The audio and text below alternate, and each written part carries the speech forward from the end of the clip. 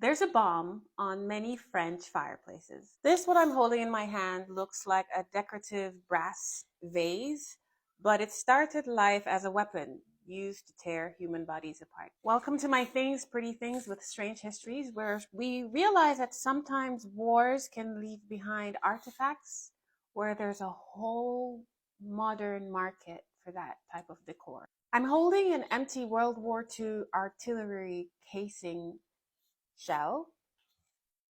At the time, they looked a little bit like this. Soldiers would load them into a gun and shoot them out. After the explosion, they looked a little bit like this.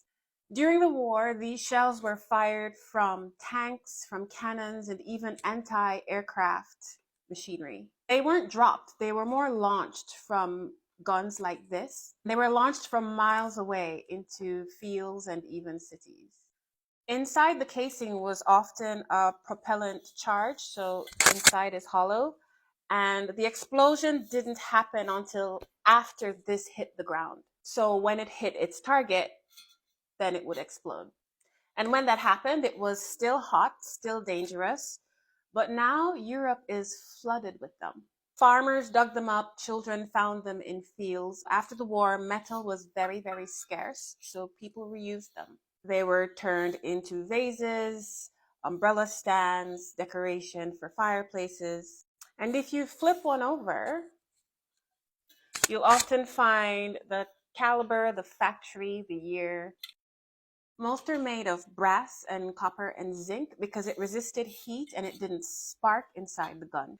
The price on these can go anywhere from 50 euros to like 400 euros. This one is pretty plain, but say for instance the soldier came from a famous unit, they would engrave the unit on the metal. And today you'll find them mostly in countries where this firepower was prevalent. So countries like France, Germany, Poland, Italy, places where the artillery fire was relentless, the ground is still pushing them up.